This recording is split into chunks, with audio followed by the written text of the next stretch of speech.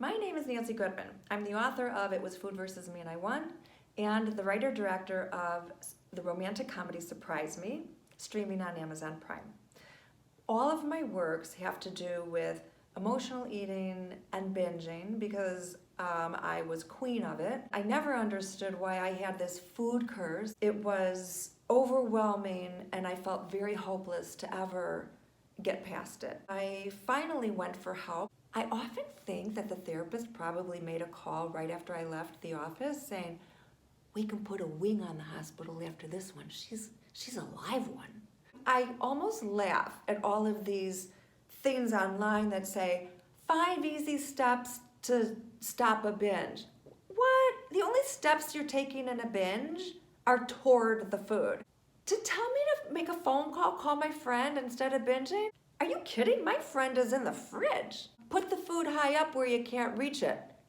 What, like a binger can't climb? We've got knees made of steel. Here's one I love. You feel like you're gonna go binge? Go meditate instead.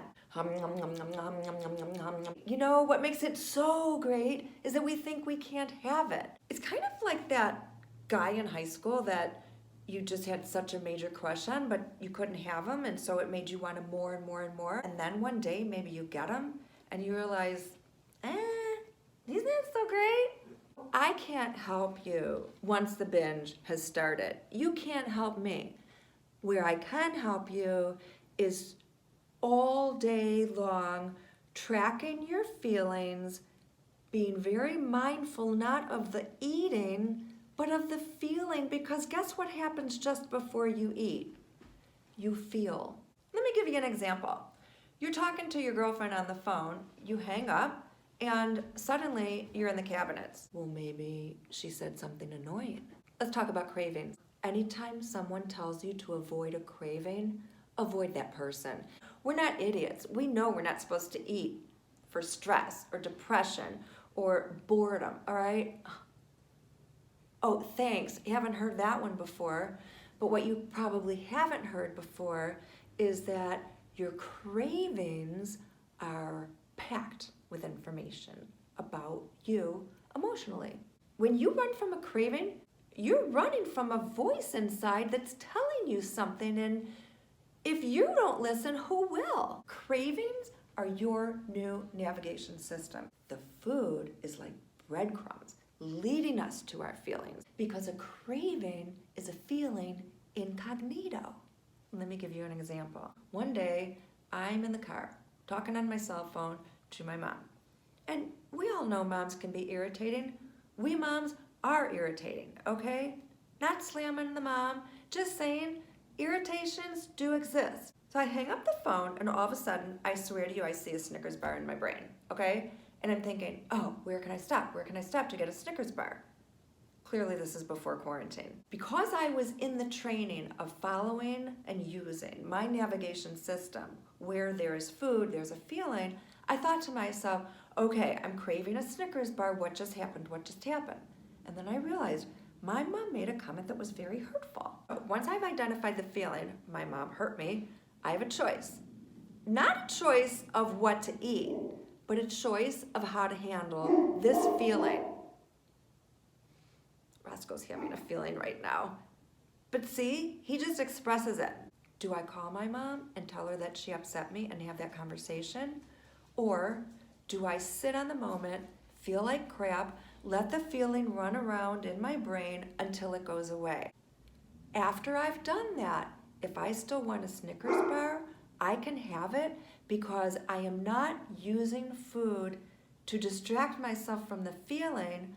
I have felt the feeling, which entitles me to a Snickers bar if I want it. But here's the cool part. 9 times out of 10, I don't want the Snickers bar anymore. So let's talk about this quarantine. The way that I am handling my food and my feelings is I'm giving myself both. I'm so upset right now that I don't necessarily feel like eating what some diet is telling me I should have. The more that we eat, the less likely we are to feel. I have to listen to myself right now because I'm upset all the time, right? I could cry just talking about it. We are so afraid to let ourselves feel, but it's actually the healthiest thing. It's the most honest thing that we can do. I have to feel it, cry, freak out, get upset, worry, be scared, let myself go there, and then I have to call myself back. That's the time to distract myself with cleaning, with a friend on the phone. I go to my kids. They are my happy place right now. When we are in pain, we are not eating. When we are trying to avoid pain, that is a binge or a food fest waiting to happen.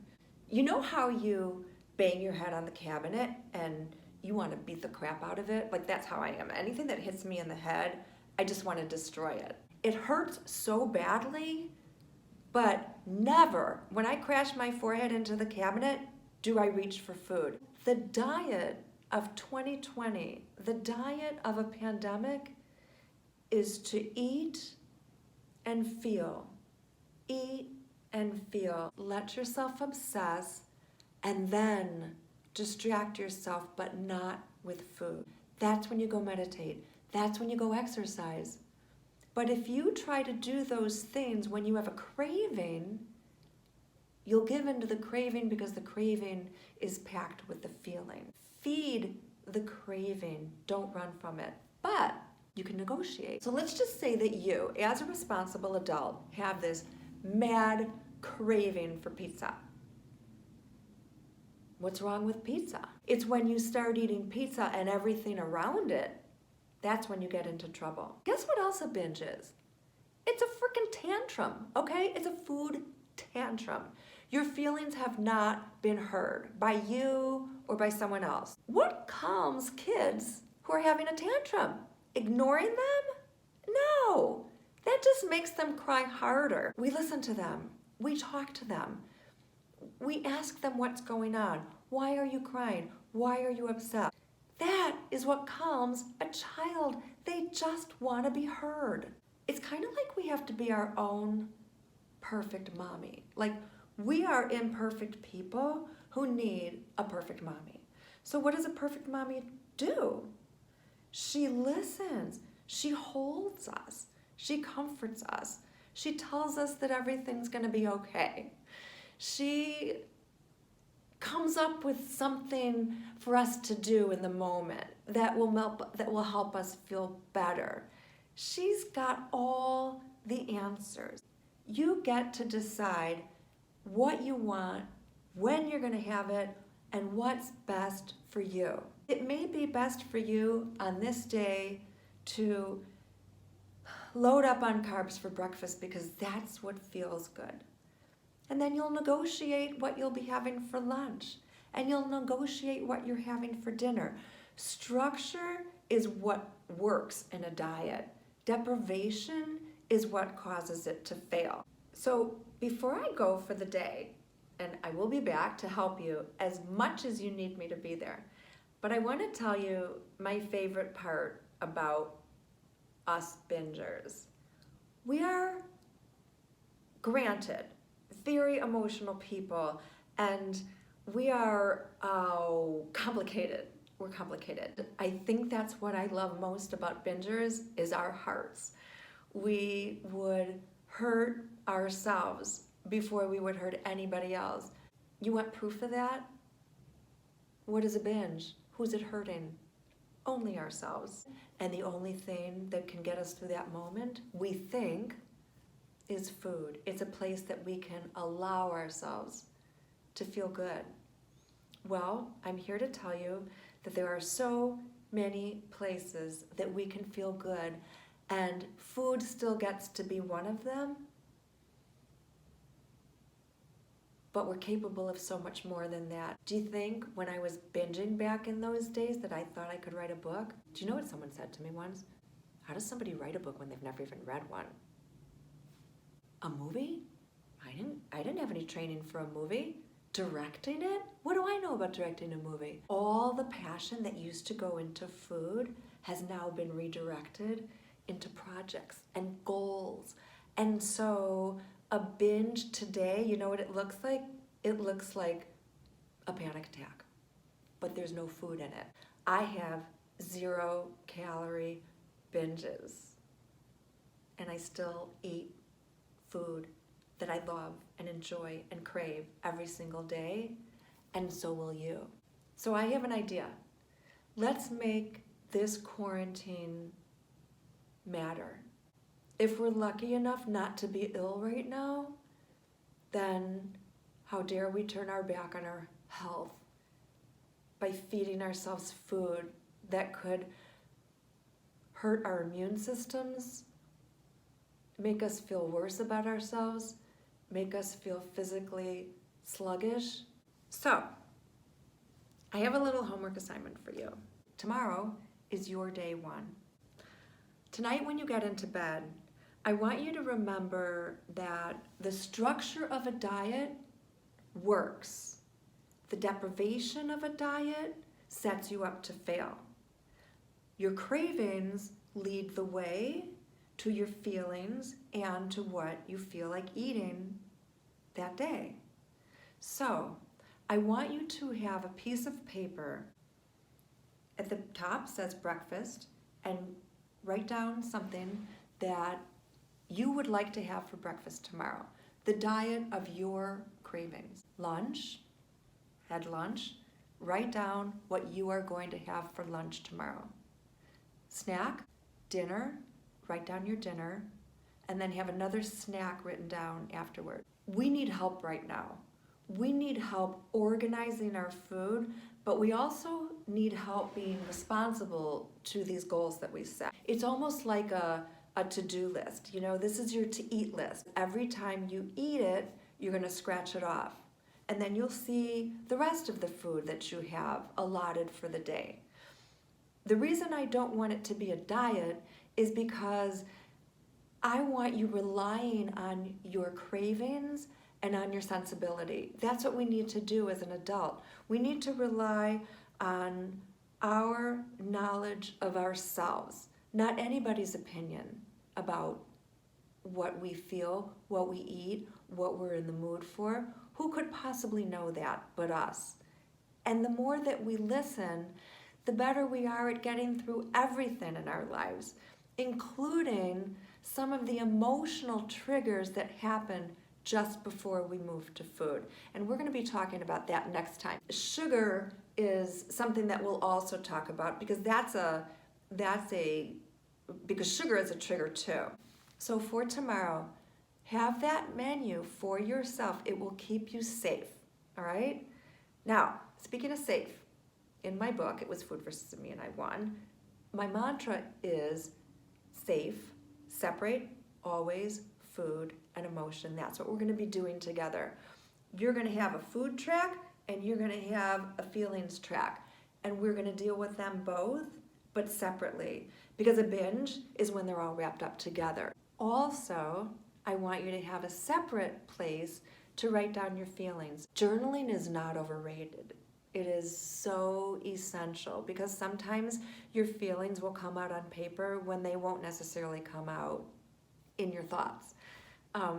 Journaling is what led me to my first book, which is actually a memoir. Can you imagine what lies ahead for you that you don't even know about? Your passion for food is misplaced. You're supposed to enjoy food, but we're going to move it over to something else, and you don't know what it is yet, but I promise you it's there. It's inside you. You are an emotional, passionate, sensitive, perceptive, loving, giving, generous, creative beyond what you ever could imagine. Thank you so much for being here with me. I plan on earning your trust. I hope I've already earned some of it, and we're in this together. I am not perfect at this, and I need you just as much as you need me, because while I can get you through the food part, you can help me not feel alone. Let's just be there for each other. And if I get you to cry, oh my God, I've just dropped like basically probably 5 pounds off of you. Oh, best kept secret, tears, anti-aging. Don't forget your homework assignment.